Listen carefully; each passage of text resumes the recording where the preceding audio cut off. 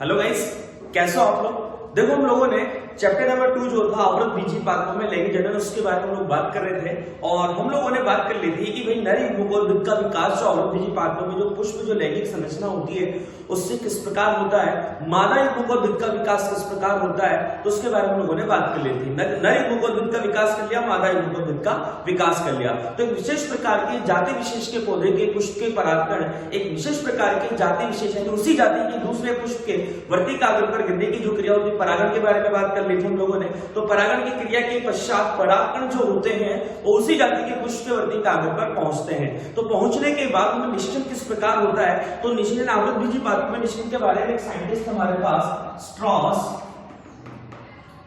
Burger, इन्होंने lilium नामक एक पौधा था, इस लिलियम नामक पौधे में इस निषेचन की क्रिया के बारे में बताया कि आवृत बीजी पात्रों में निषेचन क्रिया किस प्रकार संपन्न होती है। तो नर युग्मक और वृक्क के नर युग्मकों का मादा युग्मक और वृक्क की अंड कोशिका से संलयन की क्रिया ही निषेचन कहलाती है और इसमें नर युग्मक और मादा युग्मक जो होता है उसमें संलयित हो जाते हैं और जाइगोट का निर्माण करते हैं। तो निषेचन की क्रिया जो होती है उसको 5 चरणों में डिवाइड करके हम लोग पढ़ेंगे।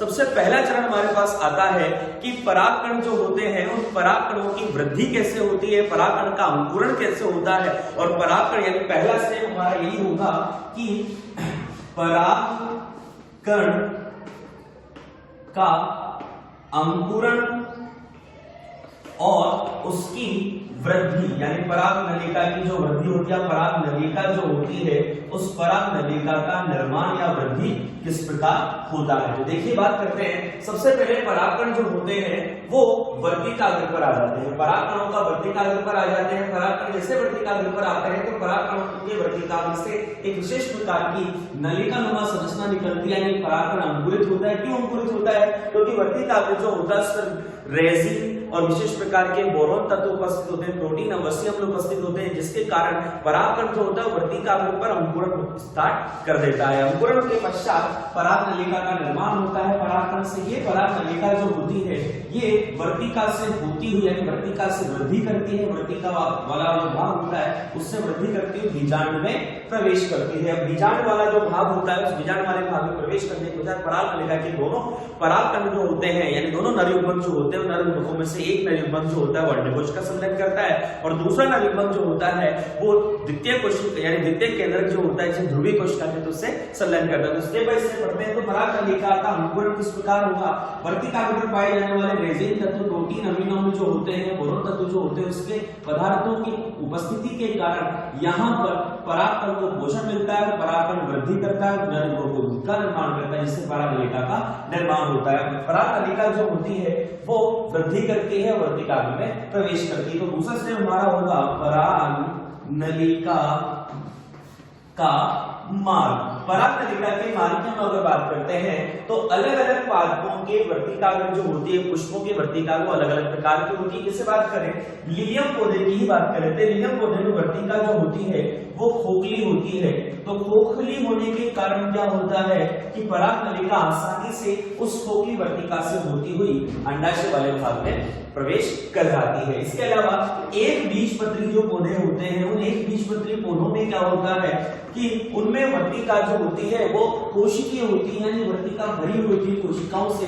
तो पराग नलिका के द्वारा एक विशेष प्रकार का एंजाइम बैक्टीरियज एंजाइम जो होता है उसका संक्रमण किया जाता है पराग नलिका के शीर्ष भाग के द्वारा, जो इन कोशिकाओं को छेदती हुई या फाड़ती हुई या यूं कह सकते हैं इन कोशिकाओं को अपघटित करती हुई ये अंडाशय में प्रवेश करती है। उसके अलावा कुछ विशेष प्रकार के ऐसे पौधे होते हैं जैसे कैजुलाइना जो होता है,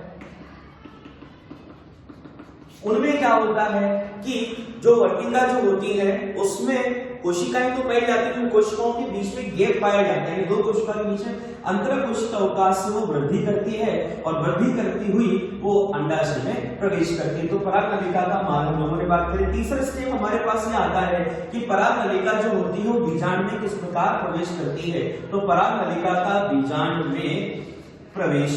अब पराग नलिका का बीजांड में प्रवेश जो होता है वो 3 प्रकार से होता है। यदि पराग नलिका जो हो वो वृद्धि करती हुई बीजांड द्वार वाले भाग से एंटर करती है तो उसे हम लोग कहते हैं बीजांड द्वारी प्रवेश। अगर पराग नलिका निभाग वाले भाग से प्रवेश करती है तो उसे हम लोग बोलते हैं निभागीय प्रवेश। यदि पराग नलिका जो होती है वो अध्यावरण वाले भाग से प्रवेश करती है तो उसे हम लोग बोलते हैं अध्यावरणीय प्रवेश। अगर बात करें बीजांड द्वारी प्रवेश की बात करें तो अधिकांश पौधों में जो प्रवेश होता है बीजांड द्वार वाले भाग से होता है, जैसे टमाटर हुआ, सरसों उसमें। इसके अलावा अगर हम लोग बात करते हैं यहाँ पर जैसे निभाग वाले भाग से प्रवेश करते हैं तो बेटुला जो होता है उस बेटुला में निभाग वाले भाग से ही उसका प्रवेश होता है। और अगर पराग नलिका के अध्यावरण वाले भाग से होता है तो केजुरेना और एल्चीबेला जो पौधे होते हैं उनमें अध्यावरण वाले भाग से पराग नलिका जो होती है वो बीजांड में प्रवेश करती है। बीजांड में प्रवेश करने के बाद इस वाले भाग को हम लोग कहते हैं भ्रूणकोश। तो भ्रूणकोश में पराग नलिका किस प्रकार से प्रवेश करती है तो पराग नलिका का भ्रूणकोश में प्रवेश जो होता है वो किस प्रकार से होता है तो पराग नलिका का भ्रूणकोश में प्रवेश 3 प्रकार से होता है।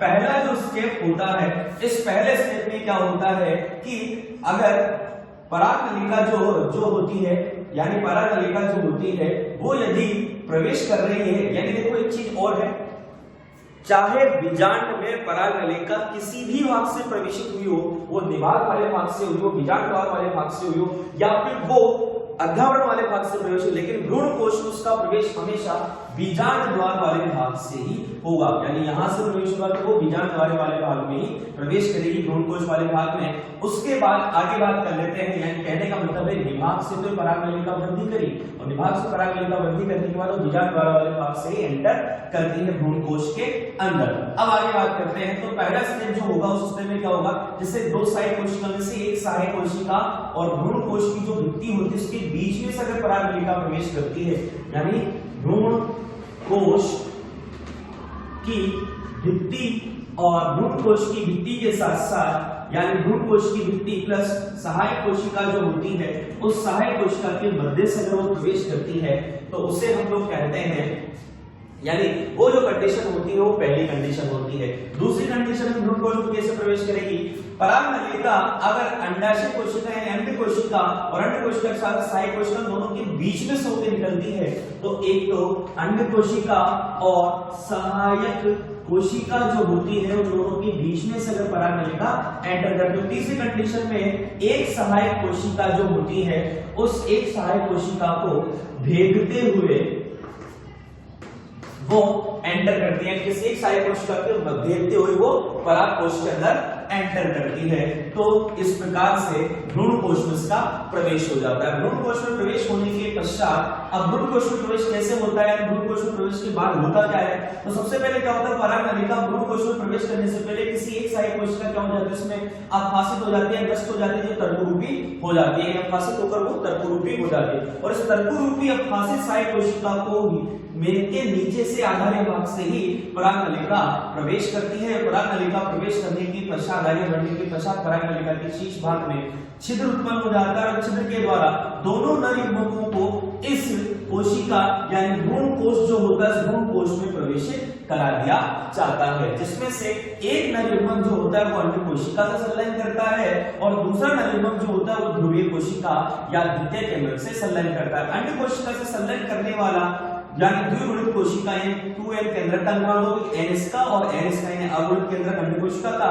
और अगुणित केंद्रक नर युग्मक का, तो द्विगुणित जाइगोट का निर्माण होता है।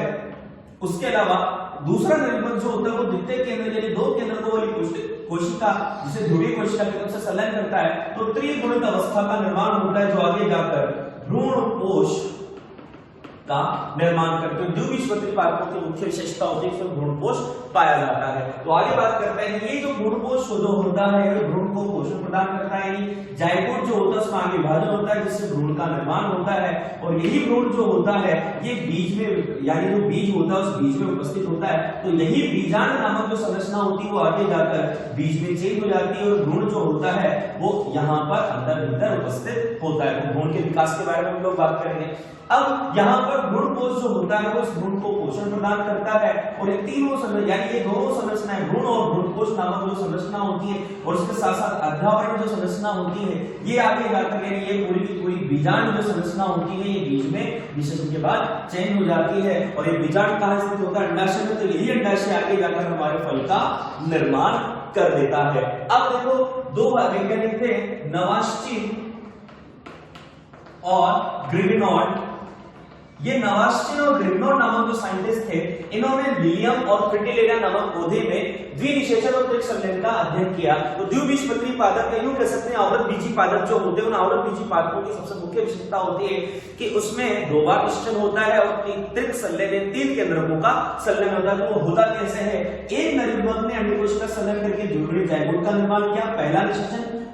दूसरा नरयुग्मक जो था उसने इसी भ्रूण कोश की दूसरी ध्रुवीय कोशिका द्वितीय केंद्रक से संलयन किया। तो ये दूसरा यानी 2 बार तो निषेचन हो गया और उसके बाद 2 बार निषेचन होने के बाद जो दूसरे प्रकार का निषेचन हो रहा है उसमें 3 केंद्रकों का संलयन हो रहा है, इसलिए इस क्रिया को द्विनिषेचन या द्विनिषेचन और त्रिक संलयन कहते हैं। तो द्विनिषेचन और त्रिक संलयन की जो क्रिया होती है, उस द्विनिषेचन और त्रिक संलयन की क्रिया में इस प्रकार से मैकेनिज्म कंप्लीट होती है, जिसके बाद हम लोगों ने बात करी। अब हम लोगों को बात करनी है कि जब जायगोट बन जाता है तो जायगोट का विकास जो होता है, भ्रूण का विकास जो होता है, भ्रूण के विकास में किस प्रकार होता है, किस प्रकार जो होती है चूषकांक कोशिकाएं बनती है, किस प्रकार निलंबक कोशिकाएं बनती है और किस प्रकार एपिफाइसिस कोशिका बनती है और भ्रूण का विकास होता है। तो द्विबीजपत्री पादप में जो हृदयाकार भ्रूण पाया जाता है और हृदयाकार जो भ्रूण होता है उसमें 2 बीजपत्र पाए जाते हैं, मध्य में भ्रूण अक्ष होता है। तो हृदयाकार भ्रूण का पाया जाना द्विबीजपत्री पादपों की मुख्य विशेषता होती है,